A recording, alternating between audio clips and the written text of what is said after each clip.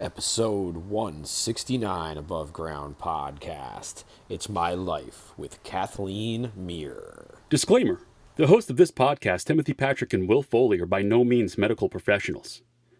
However, having lived experience with mental illness themselves, they have gained useful perspectives on common mental health issues that some of us struggle to overcome on a daily basis. By sharing their stories, they hope to create connection. By creating connection, they hope to help you find your purpose. And through purpose, we can all begin to build the foundation for positive mental health. This is Above Ground Podcast.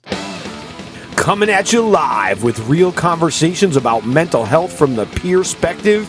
It's time for Above Ground Podcast. Now your hosts, TPP and Will Foley. Hey, what is up, everyone? Welcome to episode 169 of Above Ground Podcast. Coming at you momentarily. First of all, huge thanks to Sarah Lynn and the Hanger on the Hudson and Lizzie and the Makers and Curious Comet and Raisin Head. I'm talking about last Wednesday's incredible For the Love of Stephen benefit at the Hanger on the Hudson, which was on International Overdose Awareness Day on August 31st. So that last Wednesday, it was an incredible evening. We had an awesome night. Shout outs to Ling and Marcy and Sarah and everybody that was at the Hanger. Great time. Lots of great conversations. Also, we just finished up the Summer On Central Concert Series. That was sponsored by the Linda and WAMC and Nippertown and the City of Albany, New York, here in the 518. Thank you to everyone who came out there, especially Tyler and Michelle came out and hung out with me. They were there with me for quite a while on Saturday, and we had an amazing time, and it's been an amazing summer. September 8th, Above Ground Podcast. Well, Tim will be at Spitzy's Harley Davidson on Central Avenue for their final bike night of the season, and we will be there. Above Ground Podcast will have a resource table there for the final bike night of the season at Spitzy's Harley Davidson on Thursday, September 8th.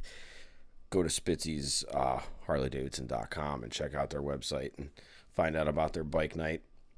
And again, this is September, so it is Suicide Prevention Awareness Month, and we are dedicating the entire month, just like we do every year on this show, to interviews with survivors of suicide loss, attempt survivors, people in the field who are specifically involved in some sort of suicide prevention initiative or part of that. And our interviews this month are incredible, and we have our actual first repeat guest ever for this month, and that is Valerie Brasseau, our Canadian friend from Toronto, who is kicking ass all over the place. And she is our first repeat guest, and she will be on later this month. And she has an incredible story. She has an incredible book of poetry that was inspired by her, that's inspired by all her experiences. So you have to check that out too on Amazon. But this month is dedicated to suicide prevention and suicide awareness and all that. And you can check out our Instagram feed. Tim and I are starting to get better at making some videos and just getting a little bit more involved with our social media stuff, because it's hard sometimes to keep up with all that. And this month especially, we're going to be talking a lot about suicide and what suicide prevention and awareness is and what it isn't. And now, episode 169, Above Ground Podcast. It's My Life with Kathleen Myre. Hey, what is up, everyone? Welcome to Above Ground Podcast. Above Ground Podcast, because you can't serve below. What up, TPP? Happy Easter, man. Did the bunny come to your house this morning? I saw some dirt and some footsteps, so it's quite possible. I have not yet searched out any eggs or any kind of glitter or magic. So No, No, It's still up it's in the it's still up in the air. TPP. It's always sunshine and rainbows wherever you go, buddy. Wherever Yeah. you go. So we are on Zoom, man. So that means we have another interview, and we are joined this morning. And you know what? I should have actually asked Kathleen, how do I pronounce your last name? Is it Meyer? It's Myre. It's Mir. Okay. Yeah. I'm a bad co-host. Bad co-host. Bad I co-host. got married and got a shorter name, but it's harder to pronounce. No chocolate bunnies for me.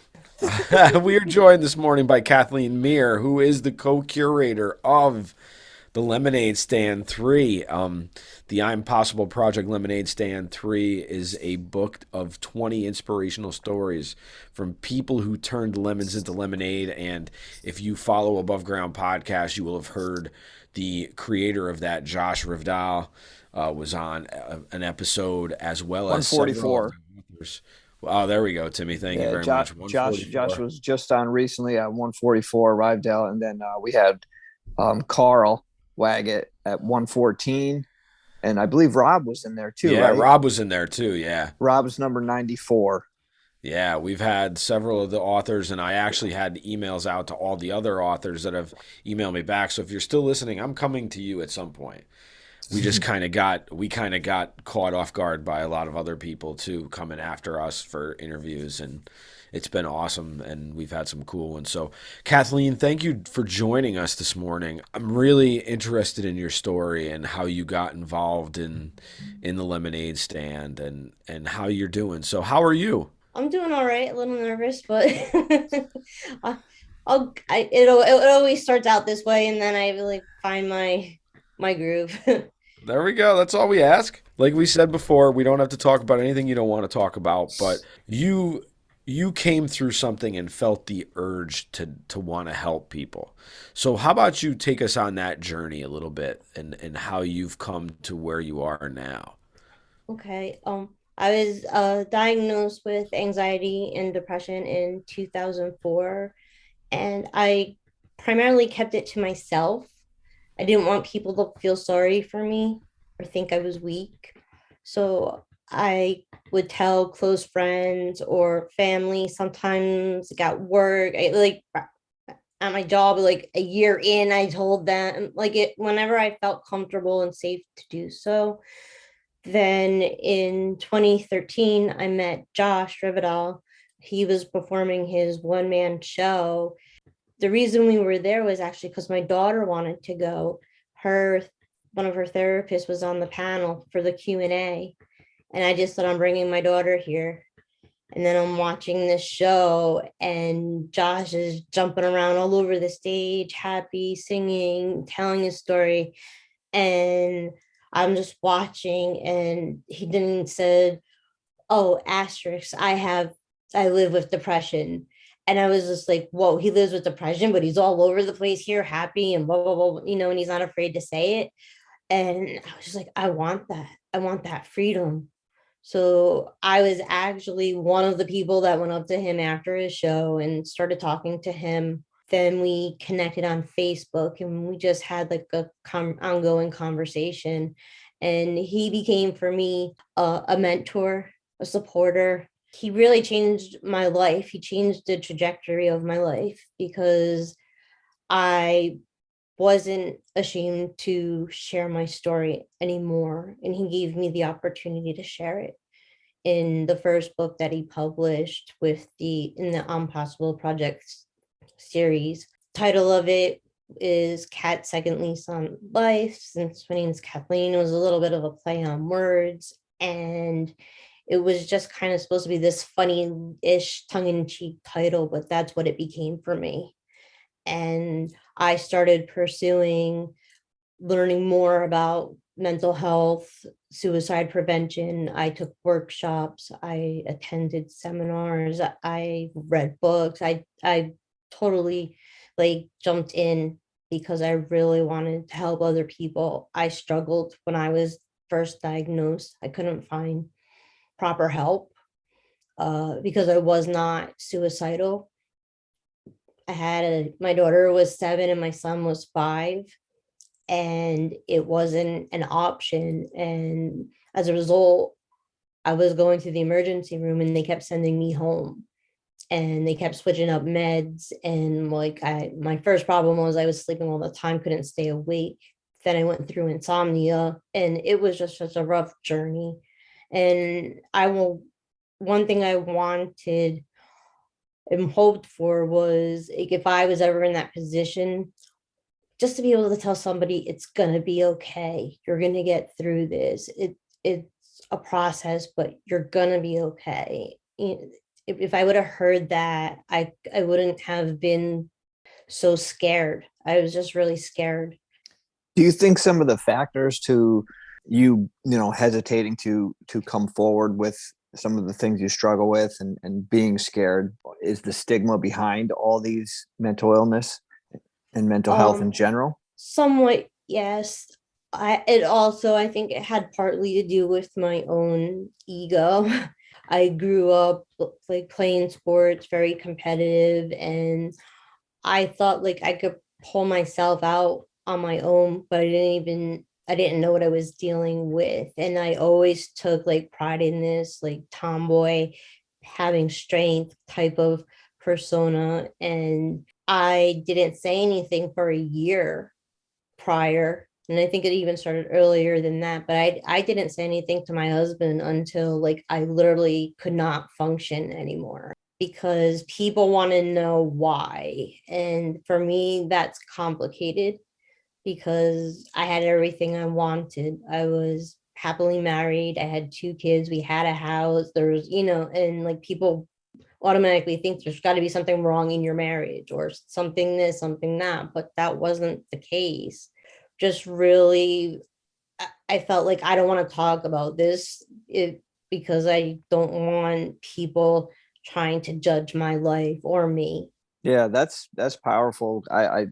I fully understand that and know exactly where you're coming from with that. It's that whole, that belief about ourselves and how we perceive others are going to perceive us, I guess you could say. Yes. Yeah, that's self stigma, and that's stigma all the way around. I mean, that's the definition of it in real time, as Kathleen just described. Kathleen, thank you so much for sharing that with us, and thank you very You're much welcome. for trusting us with that, because that's huge that you come on this and talk about these things, man. These are real conversations that people need to have, because people need to hear this. And I'm so grateful that you're still here, and so grateful that you're willing to share. What is one of the things what was one of the first things that you learned about yourself on this journey so far of recovery?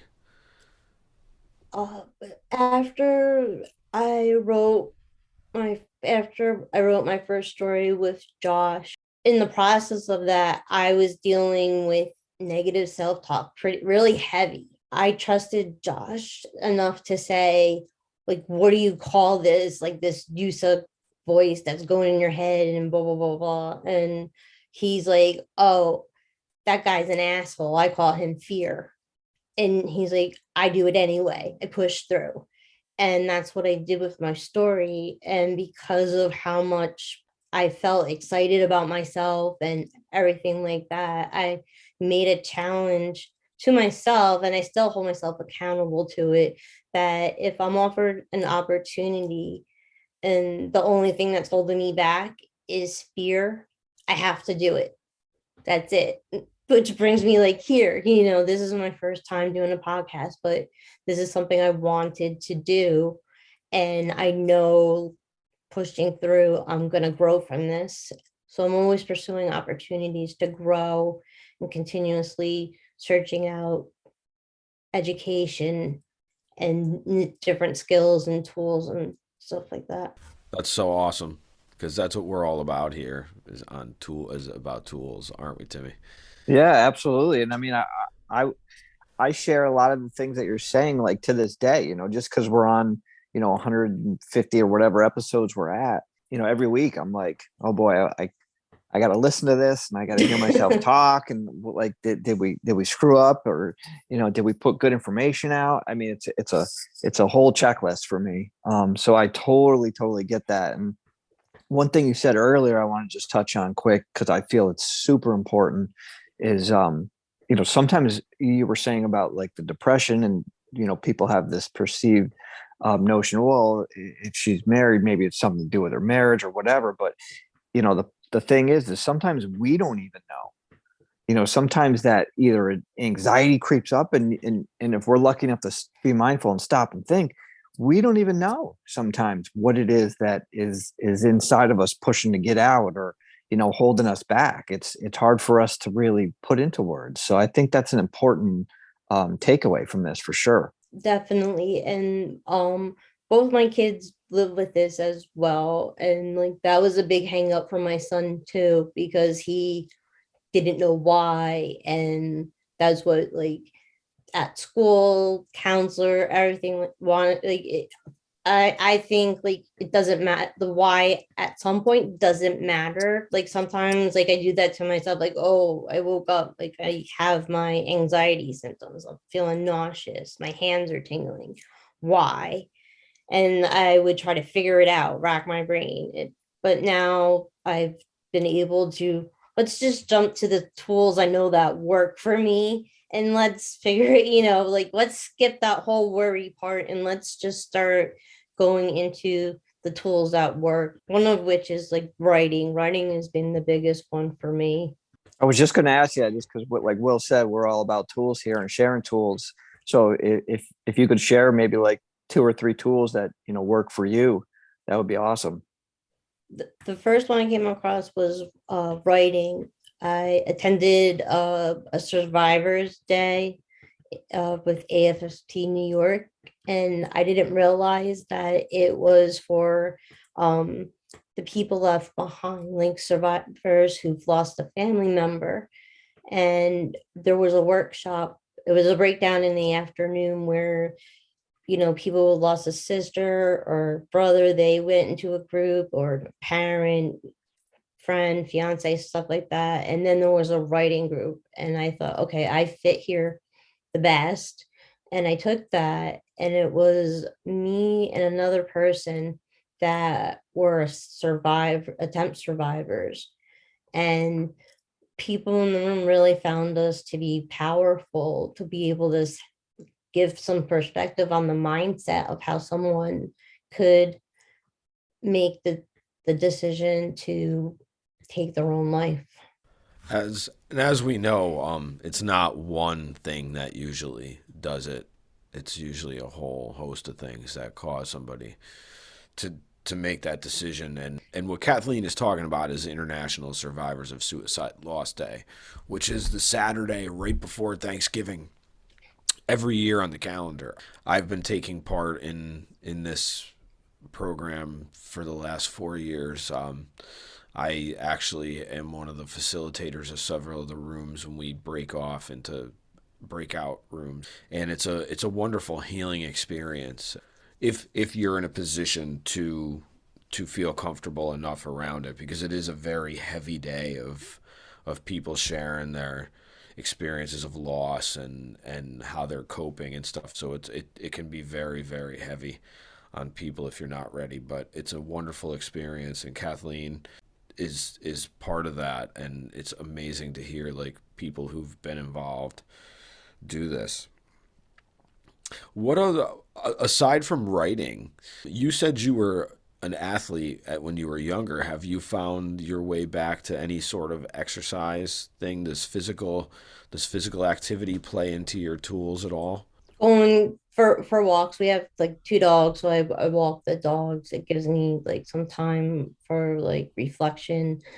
Sometimes I just need to walk, and like if it's rage, if I'm dealing with rage, something's happening, and before I used to just like fly off the handle. So I know what really works is just to move. And so like I feel like Bill Bixby like walking along, and it's like just slowly, like the Hulk is like slowly transferring back out again.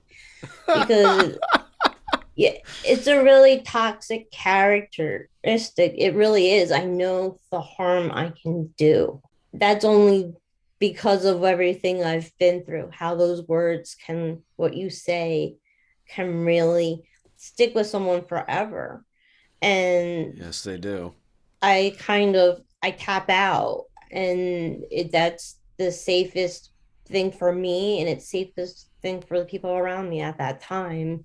And then once I come down from it, then I'm more rational, and then can have a conversation about what was bothering me or what happened. That's like my, yeah, like writing and going like for walks. And I really enjoy, I live in Florida now. I enjoy going to the beach because it captivates like all five senses. I know grounding, so like I run my hands through the sand, bury my feet, I walk, I smell everything. I can like walk myself through it to calm down as well. That's like because I just returned to therapy last summer because I was gonna start doing EMDR. That's actually my safe place, is the beach. That's awesome. You mentioned safe with the, that's the safest thing for you to do when you were talking about the anger and rage. And I personally feel that it's one of the strongest things that we all can do is to be able to stop and notice and say, I need a timeout. I mean, that is pure strength right there, Thank you. for sure. It's taken time, but Oh, look, yes. I know, and Like, and I do the same thing, and that's the only reason why I know it's definitely a safe choice, but it's like the strongest and smartest choice that you could probably ever make in your life. yeah, because I don't want to hurt people. I Right, really don't. And I'll do what I have to do for me and for them because I do need to feel safe as well. right. And sometimes we often, after we do have an outburst or say something we don't mean, we often put that back on us and feel that shame or guilt, and then we Yes, just pile it on ourselves, like, I wish I didn't do that, and oh, I could have done better. So then you have, those anchors along with what you're already trying to pull. exactly. Yeah, it's tough. But that was like what she explained was mindfulness, like in real time I too. know, She it can was do that, man. perfect. I was like, I have glimpses of it once in a while. Like I can pull myself back from things. Like I'll notice if I'm getting ready to say something stupid now, where before I might not have. But it's an act that takes practice, and it's not always the easiest practice. But wow, that was awesome, Kathleen. Thank you very much for sharing those. That's You're welcome.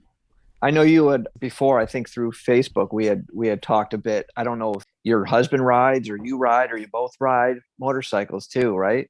My husband rides. I'm the passenger, and Yeah. yeah, we did the AFSP ride for suicide a few Yeah. years ago, and exactly like I look back from when we had talked, and you had said wind therapy, and that's like really what it is for us. Yes. For me, like I say to him, like I want to fall off the face of the earth.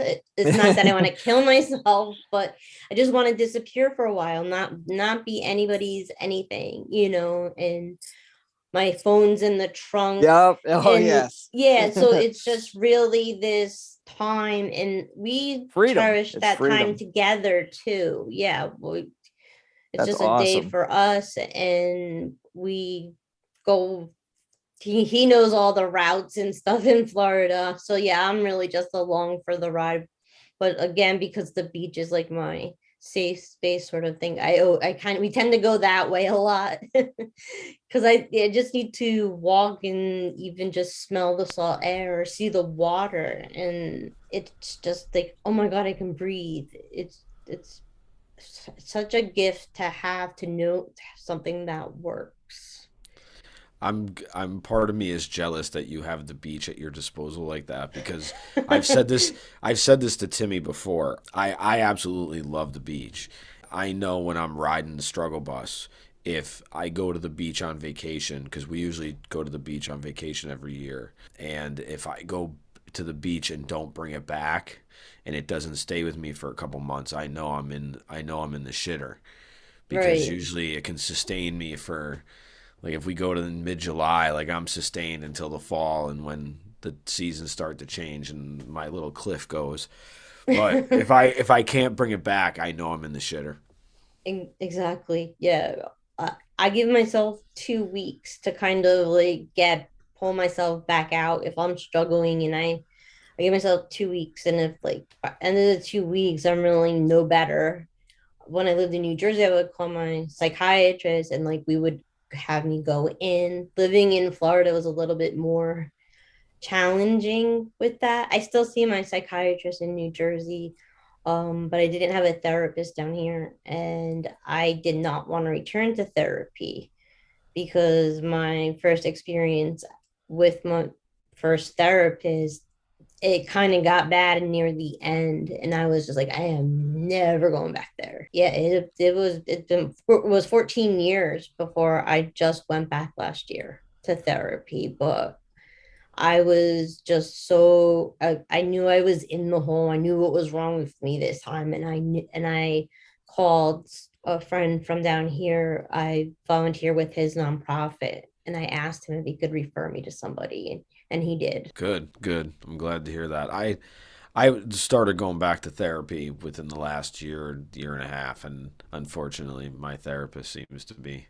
having some issues. So I'm not sure what's going to happen, but I'm hoping I don't have to find another one because I really like her. Actually, you had a hard time with therapy the first time. You have a not so uncommon thing that happens. A lot of people have that issue with therapy. Can you explain, without getting into too much detail, what some of the issues were with your with your first therapist?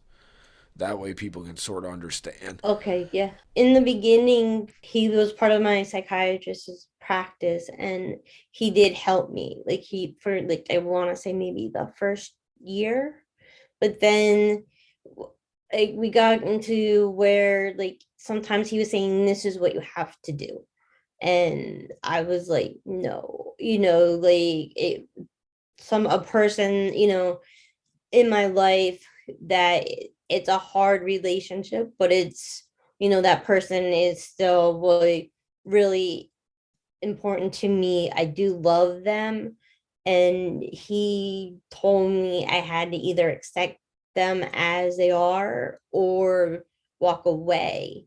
And I was like, no, neither. Like that's not an option for me. Not with this person. Some people you can, but with this person you can't. I can't. I really can't do it.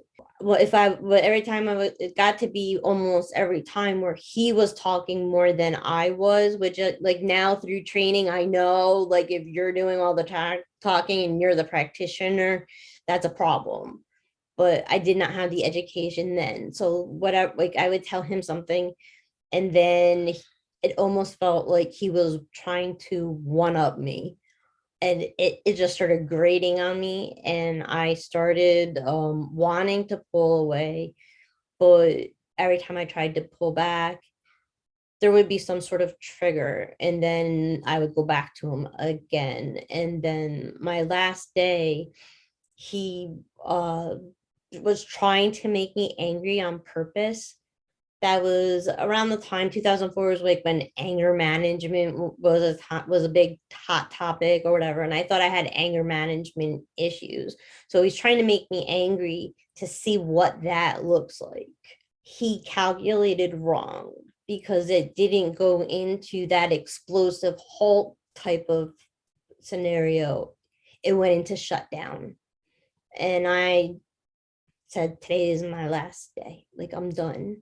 And he's like, you've tried to leave before, you've always come back. I'm like, nope, not this time, not coming back. And we sat there kind of in silence looking at each other. Like, and and he's like, well, you still have time, do you have anything you want to say? And I said, well, thank you for the help that you've given me, but today's my last day, I'm done.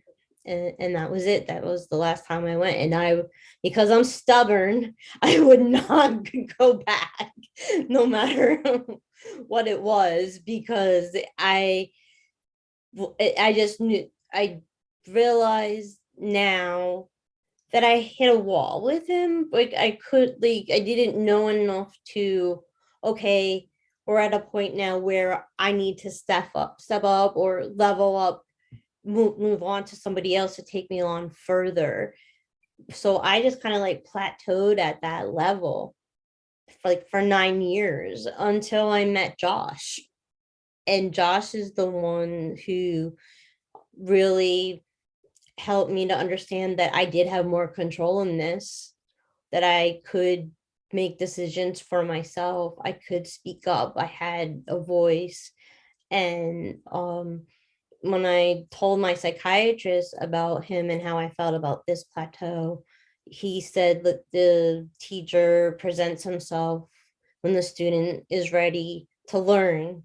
So like I started calling him, oh, you're my Jedi master or whatever, we just have like a silly friendship. It kind of is like a little bit of everything. It He pushed me out of my comfort zone, but just enough. It was like he baby stepped me all the way until I felt comfortable on my own. And he would bring new opportunities, new challenges to me. And because Josh said, you should do this, I would be like, okay. There wasn't like this question of should I, shouldn't I? It was like, Josh thinks this would be a good idea. I'm going to try it. And that was what really helped me. And when I went to therapy this time, I did lay down like what I didn't want to talk about. And it was kind of funny because like after 3 in, we were talking about the thing I didn't want to talk about. But she did respect it in the beginning, and we didn't go there until like I naturally led us there. Yeah, I feel like that's kind of how it should be, is you leading, the whole thing. And I didn't realize that Josh had that, you and Josh had that connection, that big of he didn't I didn't realize he had that big effect on you, is what I should have said. So kudos to Josh. Thank you, Josh, for that. Yeah, for That's sure.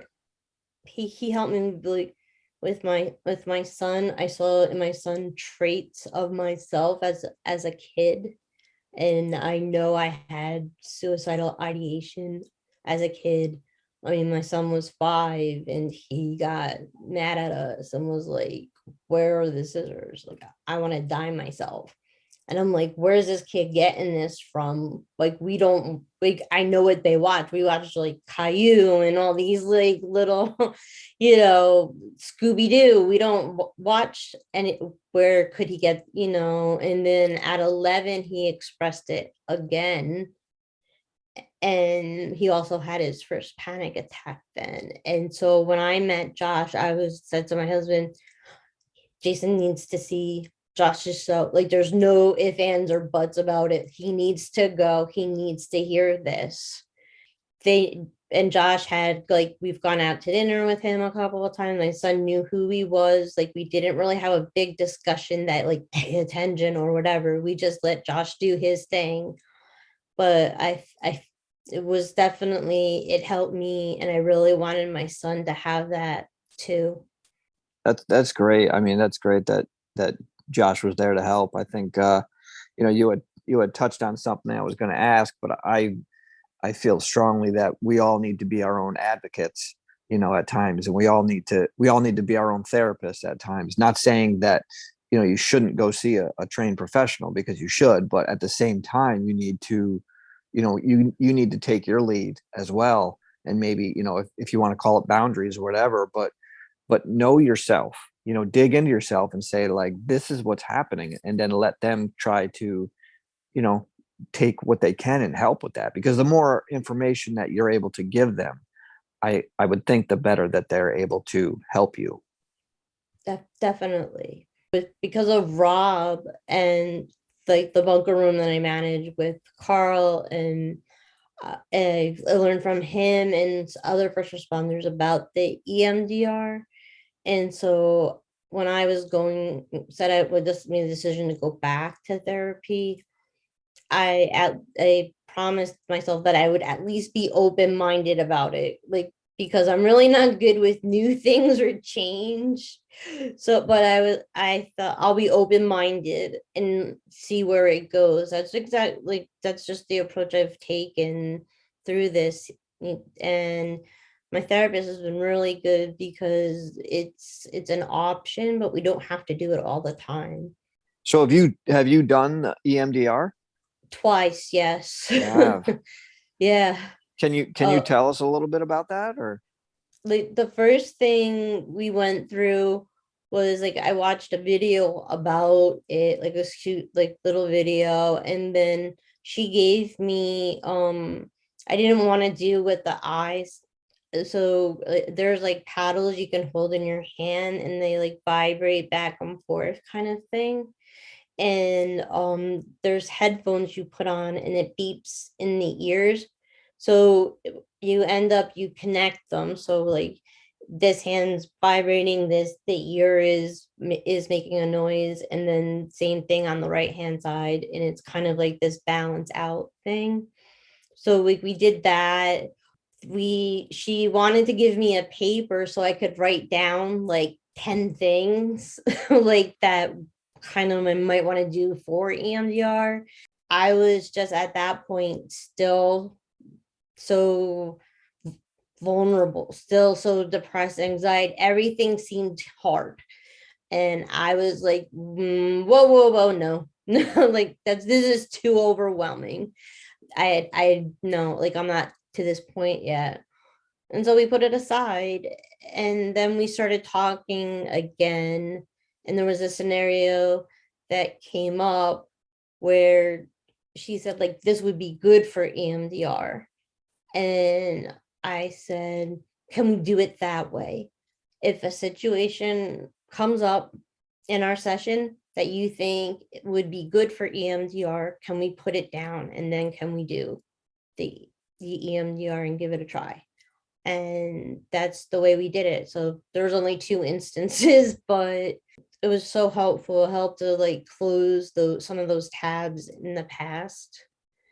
And it also built confidence because you have to pick a phrase that like kind of that's your phrase, like I guess you're setting your intention. So like the one time was I can stand up for myself. And the other one was I can trust my own judgment. And now like when certain scenarios pop up, those words just automatically come into my head. Like, no, like you can trust your judgment on this. Just because somebody else doesn't see it that way, you can still trust what you're seeing, that how you perceive it. And it's been very I feel like I've become a lot stronger, that I've moved, that I actually needed this part of therapy to be able to move on to the next thing and what I want to do. That's awesome. I'm glad that thanks for sharing that for one, but I'm glad that you You're had that welcome. option. That's a good option to have for sure. Yeah, it's heavy. Rob had like given me a heads up like that it's a heavy day, Yeah. and he told me he crashes when he gets home. So I did both times. I came home and fell asleep I've because heard that. your brain is doing so much work. It's pulling from the past and like making the connections to the present, and you follow it through and kind of get yourself through the situation and out of it back into a safe sort of space again. And It they sounds like also, something we could all try to use. Sounds like yeah. something that might be worth checking out because I've had that experience with acupuncture too, where like you get those needles inserted in spots and then you go home and you're just wiped out just because it's releasing all this energy. The one time I was just completely all locked up, even like just going there, knowing what we were doing going to do, and we like went through the whole process. And like there at the beginning she asked how do you feel, and like a 10, and we went through all of it and I was at an 8 when we finished. So then we had to go through it again. And I'm like, oh dear God. But we did it, and something that was like at a 10, after we processed it through the second time, it was at a 3. And now I can talk about it without getting all upset or angry, or it doesn't, that it doesn't hit me the same anymore. I've been able to move past it. Timmy, what else you got, man? Nothing really. I was gonna just maybe ask about how she came across, like, Carl and Rob and helping out with the she mentioned the word curator, which is a word that we use and we like to hear. So I think Will has said this millions of times before, but I think being in service to others is really what helps us continue and to further our own growth and healing. So I guess how did you hook up with the PTSD bunker gear for your brain? Someone sent me an invite to watch one of Carl's shows at the end of January of 2019. And the stuff that he was talking about, it's geared towards first responders, emergency services, military members, but anybody can listen, can be part of the bunker room. A lot of the traits he was describing, sometimes they were kind of some of not my so wonderful traits.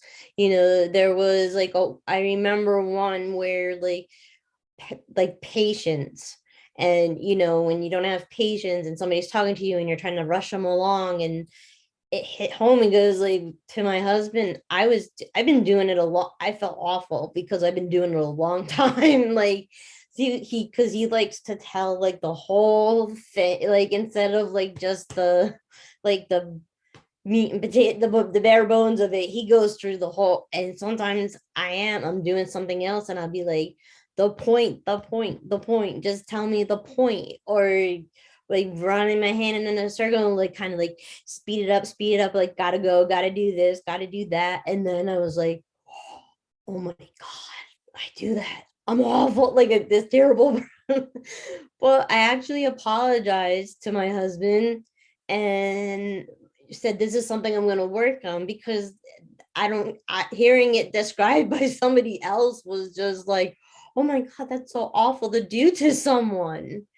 But so Carl just had kept me coming back, because he's just, the way he explains it is very easy to understand, but it's very deep at the same time. He has like that dark humor, which I kind of have. And it did join the bunker room, and he was like, he kept telling people to get to the bunker room, like, send me a friend request, I'll send you an invite, then I'll let you into the bunker room. And I said, they can just search for the bunker room, right? And just join.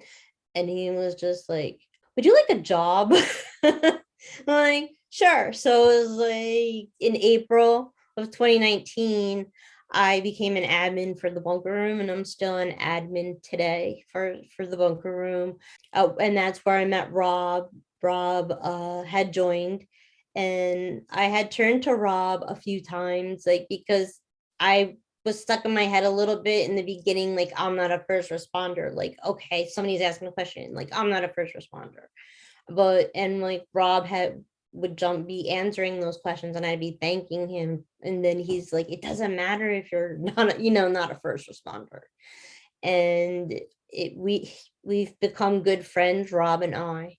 For the book, the Lemonade Stand 3, when I had to write my paragraph about myself, I wrote it, and then I actually asked Rob to read it, because I wanted to know, am I doing right by the first responder community? Am I doing right by them? Because that's what I'm trying to do. I'm trying to be of service, to help.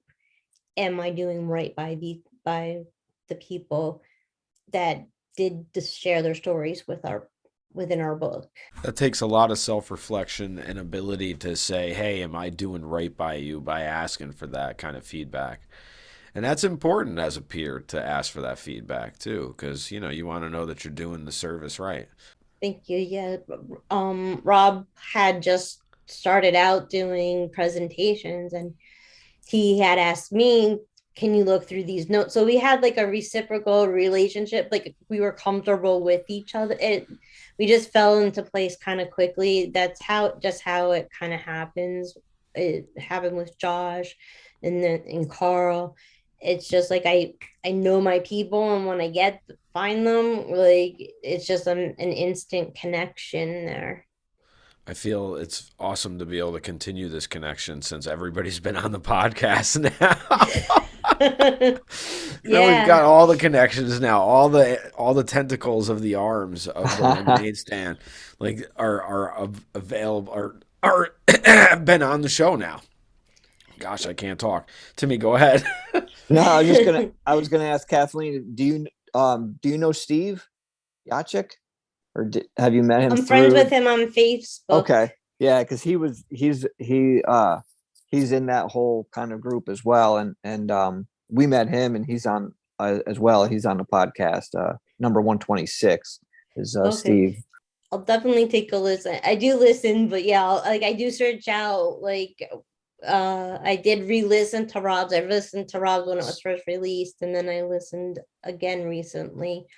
Um, but as far as the book, what happened was it was Carl who inspired me with it because he talked about the stigma in the first responder community, how a lot of people don't talk about it, about how his firehouse turned, iced him out, and I thought if Carl's willing to tell his story, he had mentioned at one point he had written a blog and I read it and I was like, wow, this is really good. I didn't know that he wrote it, missed his spouse would check it, then he'd rewrite it again. It was like a whole process, which is why he jumped the podcast because writing wasn't really his super strength. But I got the idea like, okay, if Carl's willing to share, there's got to be other people out there willing to share. So I knew Josh had put out the Lemonade Stand series and the Unprocessable Project books. So I went to Josh and said, like, what do you think, like stories like by first responders for other first responders? And he was like, yeah, let's do it. So then I like ran to Carl and I'm like, Carl, like I had this idea and first responders helping first responders. And he was like, yeah. So we set up like a three-way call and I thought I was introducing them to each other, but I ended up in the middle of the sandwich. And because Josh is on the road, he travels going to different high schools, colleges. At the time, Carl was doing the Facebook Lives 3 times a week, the 3 podcasts a week. So I was the one who went out trying to find authors who first responders, emergency service people who were willing to share their stories. And Carl had let me put it in the bunker room. I run a fan page for Carl on Twitter, so I was posting to there, and there were people who reached out that way. But Josh said that's not going to be enough. You really are going to have to like put the work in. You're going to have to hustle. And that's what I did. I just believed in this so strongly that I did. Yeah, I was like, I helped a couple of people put their story together. They didn't know how to word it, or I checked it. I had some people, one of the authors, Andrew, the first time he said no. And then I went to him again and he said, but I just have a run of the mill PTSD story. And I said to him, as far as I know, everyone that I've met, there's no such thing as a run of the mill PTSD story. Everybody has different experiences. So he said, can I think about it? And I said, okay. And then a couple days later, he was like, I'll do it. And he did. And yeah, so it was really cool, like the people that I met, like Andrew now is like a really close friend. He was just down here in Florida in the fall. We met up together and it felt like we were family. That's how close a relationship it was. I met his wife and his daughter. and he met my husband. And it's not just this book. Okay, I collected the stories. That's the end of it. We built relationships. It's about connections. Yeah. Yeah, we've come to find out the same thing. It's about connections. It's about this. It's about telling your story. It's about telling your story and possibly inspiring somebody else to tell their story. And then their story can do the same, and somebody can take something from that and learn something and just go, or just not even tell their story, but just have the courage to go, you know what, I'm going to do something. It may not be tell my story, it may not be write a book, or it may not be this, but I'm going to do something. So Yeah. that's what it's about. It was fun because like every time someone said yes, like I was running down, you would have thought it was like, oh, this is where the competitiveness comes in a little bit. Cause like I would just be yes, got another one. Yes, like we've got two. We've got, like it was just like, and my husband, he completely supports what I'm doing. He believes in it too. And so like having that in a partner in my, at home, and even my kids too, they were really supportive of everything that I've worked on, and they kind of we rally each other. I couldn't believe like some of the stuff that people carry. One of the couple of them were like police officers who had a shooting incident where they shot like somebody, like someone who robbed a bank or took somebody hostage, or and they were able to take the shot. And the portrayal outwardly is that, okay, like that's part of their job. Okay, that's like run of the mill. That's their day of, a day in the life of a police officer. And to learn that this doesn't go away. Like there's no pride. There's no pride in taking someone's life. And it's a last option. It's not a first option. It's a split second decision. And they go on with their training, and it's called, I know the one author referred to it like as a moral injury, what you would do in your line of work that you wouldn't do in your everyday life. And I know he still lives with it now. And that is something people don't really, I didn't know, I didn't realize at the same time until I started working on this book. Wow, yeah, it's everyone's got their trail and their story. So, but we would like to thank you for sharing yours with us Thank today, you. and sharing your time with us.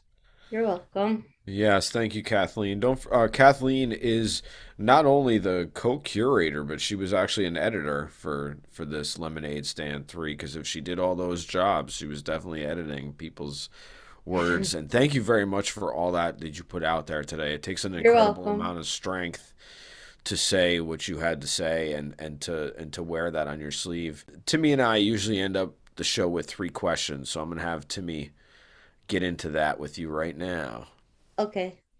Do you have a favorite or a least favorite word? um my favorite word is hope. It actually saved my life a couple and it's gotten me to the next day where I know that things can get better. I believe that when I made my attempt, I was in my 20s, and I didn't see how I could get out of what the situation I was in. And I realized like the element was hope, that I didn't have it. It didn't have it. But with my mental health diagnosis and not being suicidal, like I wanted to get back to my kids. That was all I wanted. I wanted my family back. And that was hope. That got me like through the roller coaster days, that I had a goal that I wanted to get back to my kids and my husband, and that's what kept me going. How about a least favorite word? Do you have a least favorite word? I contemplated this one, and I realized like should is a, because I've, instead of having hope and all these things in front of me, should I back myself into a corner. Carl did a thing on like should, like those absolute words, like he called them cis, and I really like hung on to that. Like in therapy, we went through those absolutes, and when my therapist is asking, I was like Sith, just kept saying that. And because I have this like, oh, I should be able to do this because of this and that, or I should do this because it's the right thing to do, and I should, and I've really paid the price for that. I've had that's brought on the panic attacks, and so locking myself into this like word and having it that much power over me is a detriment. All right, there we go. Should is her least favorite word. That's the first Mm-hmm. for that one. But yeah, Tony Robbins said, "Well, you could just should all over yourself." So it's Right. ever since I've heard that phrase, I get what should, the connotations that should holds for a lot of people, and myself included. I have changed this question up numerous times now, based on our conversation. So I wanted to know, what is one myth about mental illness that you didn't realize was a myth until your own diagnosis? That people, the actually about people thinking that I was weak.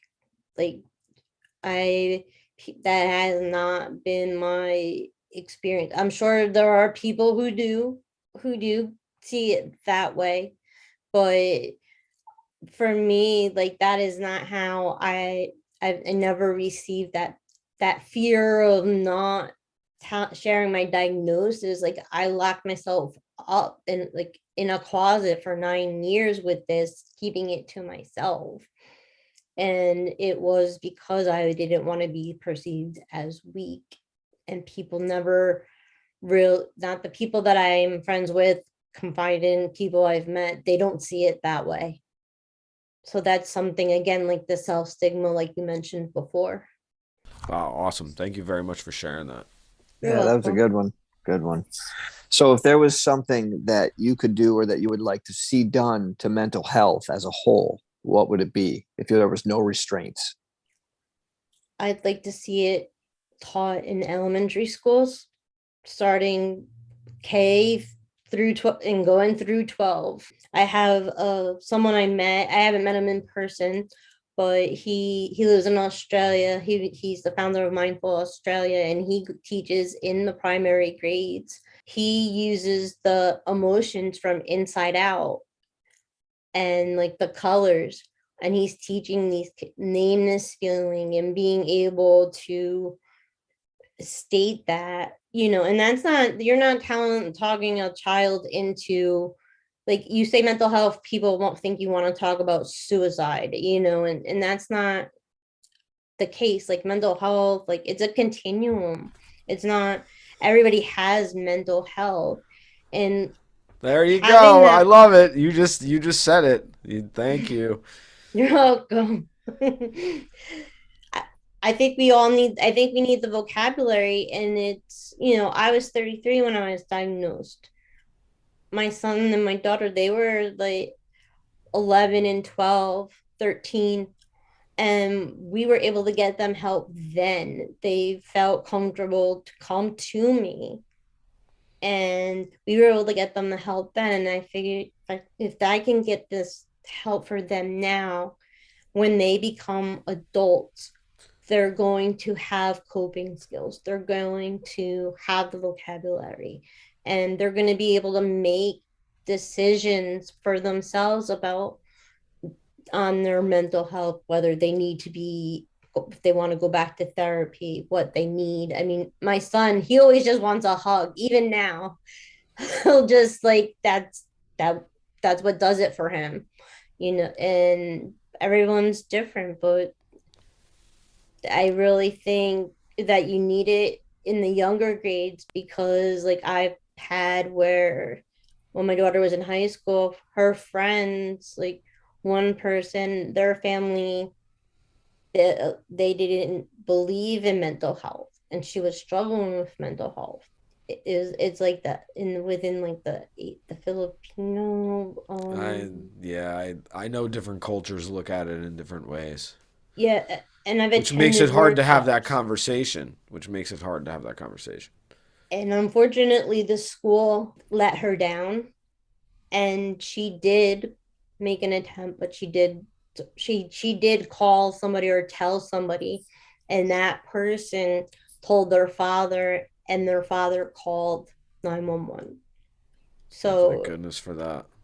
yes, and we did that. We had one of my son's friends, the same thing. She confided in my son that she had taken a bottle of pills, and at first he was trying not to tell me, and then finally he like, she took something, and we called 911. We helped, and if my son was quiet, she wouldn't have survived because she had taken extended release Tylenol, something like she would not have woke up the next morning. So that's Wow. something where if somebody tells you something, you take it seriously, and you kind of get them to the help. Wow. I agree with all that. I think Will would say the same thing. That was Absolutely. excellent answer. And get the conversation started. It's what we do here.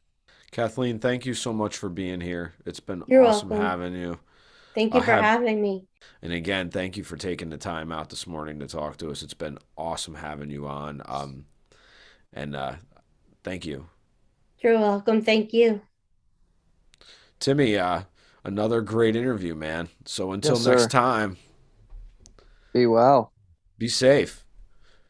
Be Above. Thank you for giving us a listen. New episodes every Wednesday. If you listen on Apple Podcasts, you can share, rate, review, and even subscribe so you'll never miss an episode. Other ways to support the show: follow us on social media, share the content, share our episodes. You can also buy us a coffee at buymeacoffee.com/abovegroundpod. For further concerns, show ideas, or just to say hi, you can email us at abovegroundpodcast@gmail. Once again, thank you for listening and supporting mental health. Keep the conversation going and stay above.